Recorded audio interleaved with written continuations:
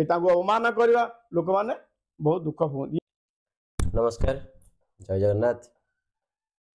घरटे करने पूर्व जगहटे किणा पूर्व आम समस्त जाचे वास्तु उपर नितांत ध्यान देवा उचित, जोटा कि आपण जीवन को सुखमय करें कि दुखर जगह नहीं जापे। तेणु वास्तु उपर आजिकल बहुत लोग बहुत प्रकार ज्ञान दौरान कि गोटे ऑथेंटिक नॉलेज पाइबापी आपन को आज आम गहन उपस्थित अच्छा ज्योतिर्विद पंडित डॉक्टर दीप्ति रंजन देव शर्मा। नमस्कार। नमस्कार, जय जगन्नाथ। सर्वप्रथमे वास्तु उपर कहीं ध्यान देवा उचित, कारण आम देखुचे बहुत लोग जे कहते ना वास्तु कौन से सब किसी ना आमको जो सुविधा हम करवा, तेनाली वास्तुर कौन इंपोर्टेंस, वास्तु कहीं देखा उचित।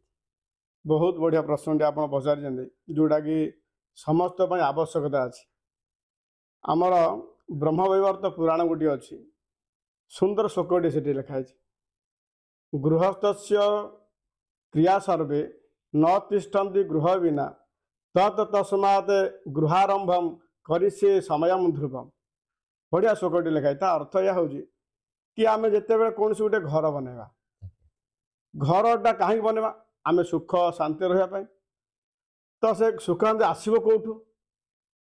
तेणु से घर को बनवा गले से घर आम धर्म कार्य करवा, देव कार्य करवा, पितृ कार्य करवा, ये सब कार्य सिद्धि केमी हम जदि घरटी संपूर्ण आम देवता पक्षरे वास्तु पक्षरे पूरा प्रॉपर वास्तु को नहीं आम कर से देवता निजे आम पितृपुरुष समस्ते शांति रही पार। तेणु वास्तु बहुत आवश्यकता होची आम जीवन पे। वास्तु जिनसटा एक्चुअली कौन, वास्तु जिनसटा कौन आमर गोटे वास्तु प्रकृति देखा वास्तु किए लोक मान प्रश्न आसे मझे मझे आमको जे सार वास्तु किए, वास्तु शब्दर अर्थ कौन। वास्तु शब्द अर्थ वास्तवता। कौन वास्तवता? वास्तु जड़े भगवान शास्त्र बहुत प्रमाण अच्छी से गोटे मुझे कहूँ जिते बेले शिव महाध्यान थे तपस्या करते प्रबल मात्रा तपस्या कलापर देहरु प्रबल मात्रा कौन झाड़ बाहर। अच्छा, एते झाड़ बाहर जे से झाड़ कौन स्वर्ग मर्त्य पाताल तीन पुर को पूरा माड़गला। अच्छा, या देखी देवता माने भयभीत हेले, से जाई ब्रह्मा को पाखे स्तुति कले, ब्रह्मा शुणिले स्तुति, विष्णु पाखे गले, विष्णु शिव। तो शास्त्र में लिखी शिव किए आमर गोटे पंचायतन पूजा अच्छे आमर जो कर्मकांड पंचायतन 5 जन देवता मिसे गोटे पंचायतन करा जाए। कौन से शंकर मम आत्मा च मम सकति आद्या मम विद्या गणेश मम चक्षु अर्क। भगवान विष्णुकर ये 5 जन बा 4 जन अच्छे देवता जो मान निजर शंकर मम आत्मा से निजे कही नारद संहिता लिखा गुड़िक। शंकर होचंदी विष्णुकर आत्मा, मम शक्ति आद्या तांकर शक्ति जोड़ा समाज देखुं आम से आद्या माने दुर्गा, दुर्गा कह लक्ष्मी कह जहाँ काली जहाँ। अच्छा, मम चक्षु अर्क तांकर चक्षु हेले सूर्य निजे। गीता लिखाई शशि सूर्य मम नेत्र, मोर 2टा आखि अच्छे गोटे सूर्य गोटे चंद्र ना नहीं। मम विद्या गणेश तांकर विद्या गणेश रूप में पूजा पाँच।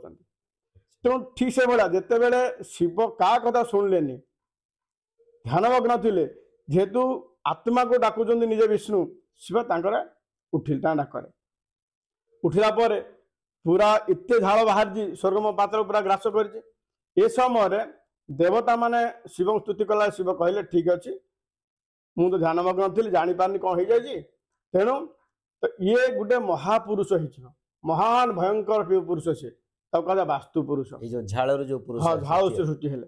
ये पूरा स्वर्ग मत पात 3 पुर माड़ी बसते देवता मानकर माने बल रे ता बल मिसेगी पूरा पाताल माड़ी रखी दिखाई। तेणु स्वर्गर से टोटाल नहांती से पूरा मर्त्यपुर माड़िकी दाबी रखी दिखाई। अच्छा, तेणु से केमी रही गोड़ 2टी रहा कौटी की उत्तर आमर ईशान्य नुहे उत्तर नुहे दक्षिण पश्चिम कौन जो नैऋत्य कौन कहते। नैऋत्य दिगरे वास्तुंकर गोड़र 2टा रहा आंठू माड़ी अच्छे से दक्षिण पश्चिम दिगरे दक्षिण पश्चिम नैऋत्य कौन अच्छे नैऋत्य कौन आंठू 2टा माड़ी रही सी जो छोट छुआ आंठिकी रहे ठीक से भाया एवं मुंड रहा ईशान्य दिग। ये हेले वास्तु पुरुष। या वरदान दे देवता माने कि दुनिया रे जेकोसी कर्म जी बा जेकोसी कर्म करे पूजा पाठ करे जहाँ भी करे मेनली घर पर जो सिस्टम अच्छे आमर गृह आरंभ करे गृह प्रवेश करे घर जहाँ भी आम करते होमटी एमती कले भी आम वास्तु देवता आहु दौचे। ओं वास्तु सुपति प्रतिजान हेस्मान स्त्रिया भी स्वनमीम भवान जत्वेम तन्नपति चतुष्पदे ये भाया पूजा करी तो शांति रखा जाए। तुम प्रत्येक कार्य वास्तु देवता पूजा करवा हूँ आम समस्त कर्तव्य। ये हूँ वास्तु पुरुष। तेणु देवता माध्यम ब्रह्मा विष्णु देवता माध्यम समस्त आशीर्वाद आम जेहेतु घर टे कर तेणु तांकर मुख्य जो वास्तु से माने कहते तुम ये कम कर बा तुमको जो पूजा पाठ कर से शांति रही शांति रहा आम अवमान करवा लोक मैंने बहुत दुख हूँ। ये हूँ वास्तु पुरुष।